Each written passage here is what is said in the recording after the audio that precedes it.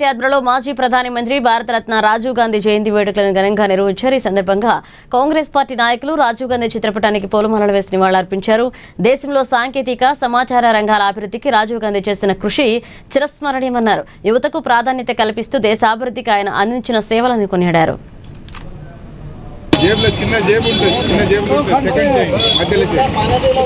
आज बेला इथे बेला मंडलमध्ये राजीव गांधी जयंतीनिमित्त इथे सर्व काँग्रेस कार्यकर्ते, काँग्रेस नायक आणि तसेच गावकरी आणि माझे देशवासी इथे जमलेले आहे।